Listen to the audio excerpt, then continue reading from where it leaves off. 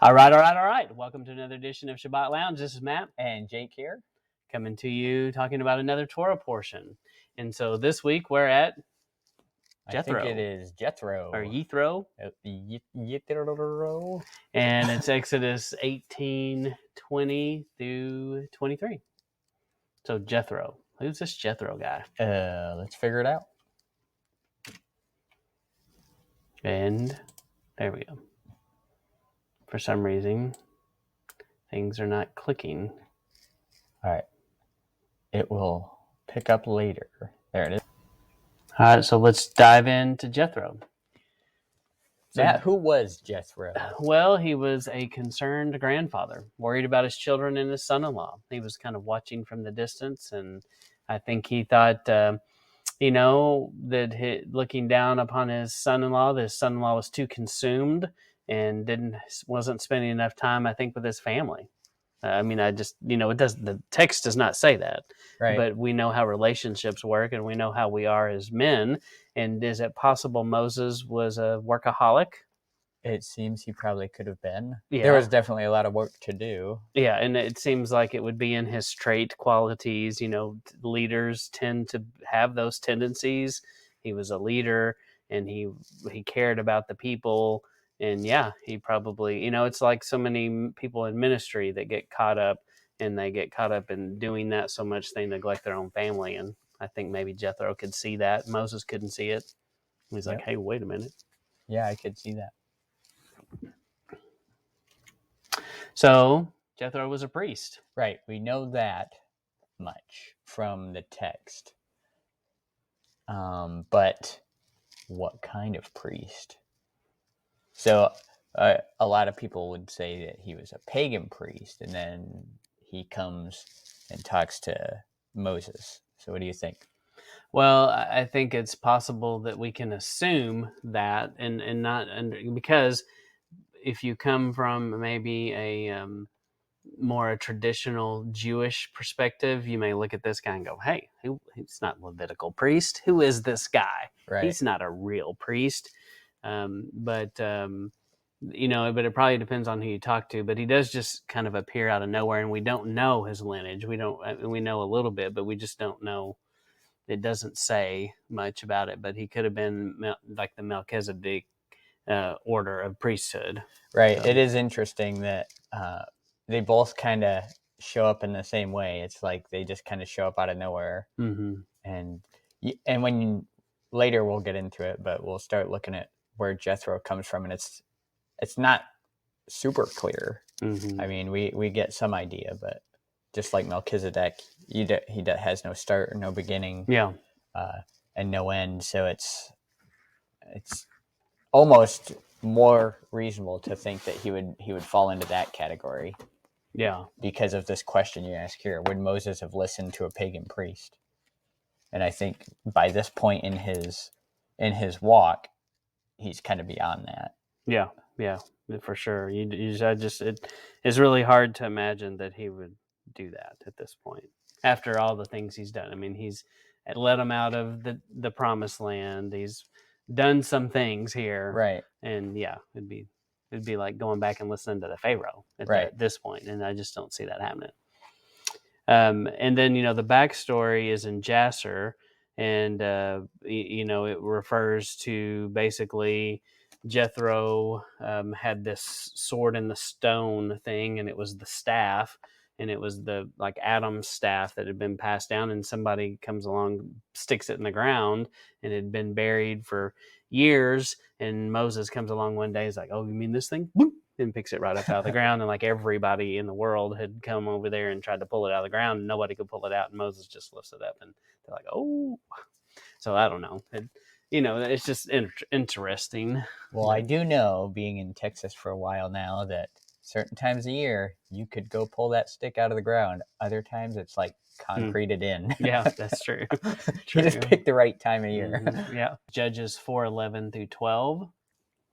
Heber the Kenite had separated from the other Kenites, the descendants of Hobab, Moses' father-in-law.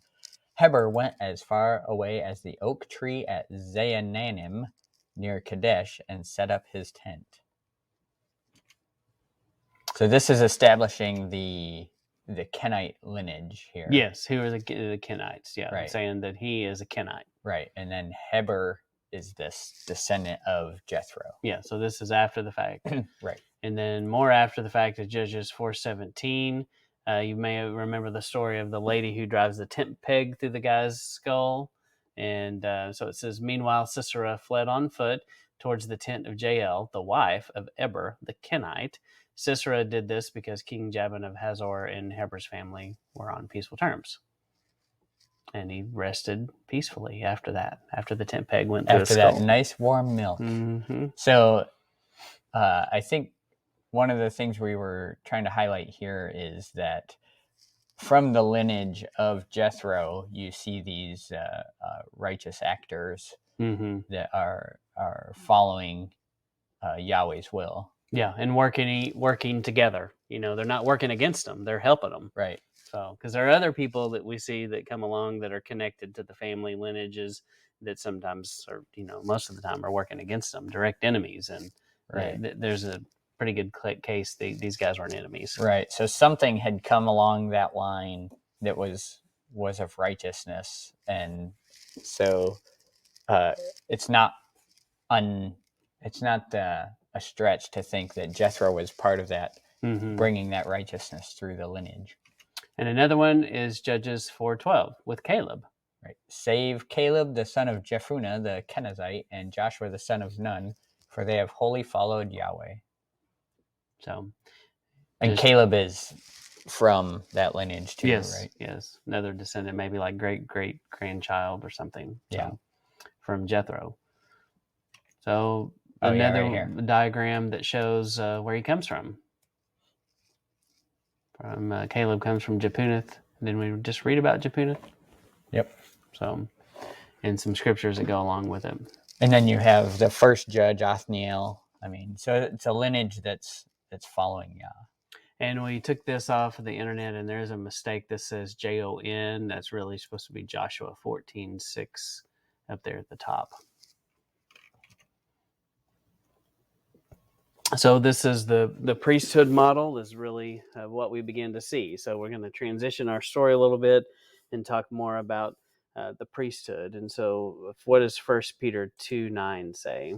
However, you are a chosen people, a royal priesthood, a holy nation, people who belong to Elohim. You are chosen to tell about the excellent qualities of Elohim, who called you out of darkness into his marvelous light. So the royal priesthood, that's the Melchizedek priesthood. So who is that? Who is this royal priesthood? That's us. That's us. That's right. And it wasn't new. So back in Exodus 20:19, you've got the fiery mountain. They're setting the boundaries, and they're saying, you can't touch this. You'll be shot. There's petroglyphs of the real Mount Sinai, Mount Jezreel. Was it Jezreel? Jezreel. Is that right? No, Abdul Allah's. Yeah. Abdul Allah's in Saudi Arabia. And there are pictographs of these people of arrows, and it shows that, hey, you're not supposed to cross this. Yeah, don't cross this, or you'll get. It's peligro. It's danger. It's death. You run through. And so, right here, Moses is about to go, and then the people are like, "Wait a minute, Moses, you're going to have to speak to us. We'll listen to you, but we can't listen to him. He is going to kill us." Right. So then they said to Moses, you speak to us and we'll listen, but don't let Elohim speak to us or we'll die. So they're afraid to go near the mountain in order to accept this this task that Yahweh is going to bestow upon them. Mm-hmm.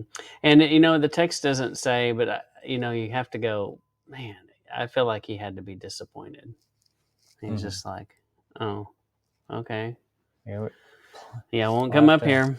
Got it. Yeah. It's just like, it's just like maybe your child who you want to go a certain direction or do a certain thing as they get older or something, and you've given them free will, or they're old enough to make up their own mind, and you want them to pick this thing, but they don't. So, and they're old enough to pick, and you just have to let them pick. Yeah. So it's kind of a meeting them where they are kind of thing. Yeah, it's definitely, the Father accepts them for where they are in their faith, and they weren't ready, and he's like, okay, I clearly see this. Yeah. You showed me. Moving on, you get the 10 Commandments, and so he comes down to meet them where they are, and so they basically get the ketubah. So explain the ketubah for people that may not know what ketubah Well, the is. ketubah is like the wedding contract and the agreement. The priest had a copy, the family had a copy, and it was basically like the wedding agreement and contract that It's both like, parties are agreeing to, saying, right. yes, we're going to do this. And It's like your vows, mhm. but it had more importance than we put on it today in our culture. Mhm. Today, it's like, well, they said it. You don't have to like sign a contract about saying those specific vows. That you're Yeah, and making. back then it really was blending the two families together. I mean, Right. it was more than just this husband and wife. These two families are coming and acknowledging, we're tied together now. Right. We're bound. And so this wedding ceremony is occurring on the mountain, and the people at some point in the story, they do kind of repeat, and they go, yeah, we'll do everything. Everything you've said, we will do. Yeah. Right. Mm-hmm. And that kind of, that's their vow, basically, the Yeah. vow that they're making. So what happens on the mountain? So what next week we'll find out, during the marriage ceremony, the bride is literally whoring herself on the mountain. Yeah. And this kind of goes Would that make a good movie? Whored on the Mountain? Whoring on the Mountain. Next week, find out for Sabbath Lounge and Whoring on the Mountain. Yeah. So, and you hear the banjos playing on the outro. Yeah. Can I tell this story real quick? Okay.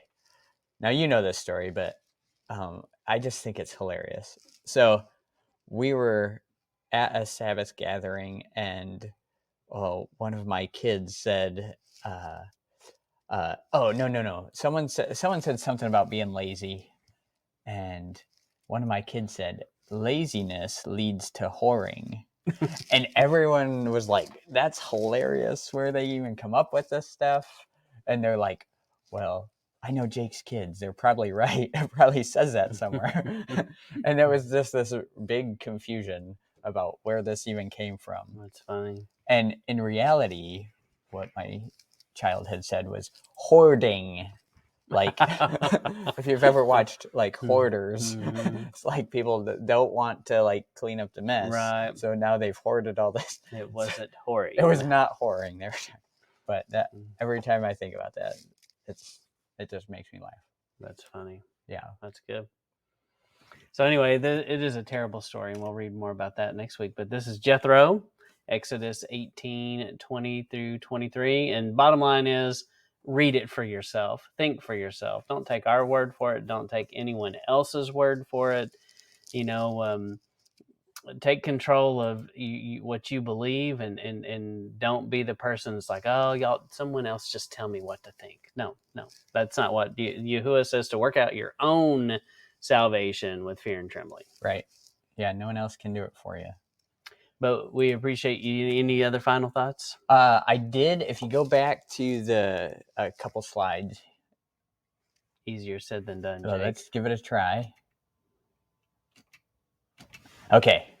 So let's see. So the 10 Commandments, right? He comes down and gives them the 10 Commandments. Go forward one. And this discussion about during the ceremony, the bride is cheating, and we'll get into that for the next one. But I hear a lot about, well, he gave them these commandments that they couldn't keep. And it wasn't about not being able to keep them. It was the whoring that's the problem. Mm-hmm. It's not the I can't do this. That wasn't the problem. Mm-hmm. So, and then, of course, we'll get into that in some other videos, and we have in past videos about, it starts to turn into, well, why Messiah and that kind of thing. So, yeah, the whoring is a direct, I mean, you can't be more rebellious as a young bride than deciding to go after another man during the ceremony while it's happening. I mean, that's pretty rebellious. Right. Definitely shouldn't marry that one. Right. Run away. It's only going to get worse. Right. But thankfully, our Father is much more patient than we are. Right. Because we would have been like, nope, I'm not doing that. Sorry. But thankfully, he's very patient. So we do appreciate you stopping by and giving Sabbath Lounge some of your time. And we do appreciate if you could share this, if you can like this anywhere, any way you can. Right. Tell others about it. Yep. Give us the 5-star thing that they always tell you to give. Or 5 hearts or likes or thumbs up or whatever what the dopamine hit. Just do it. Whatever the program wants. Yes. Give it. Just do it. All right. Thank you. This is Matt and Jake. Signing out.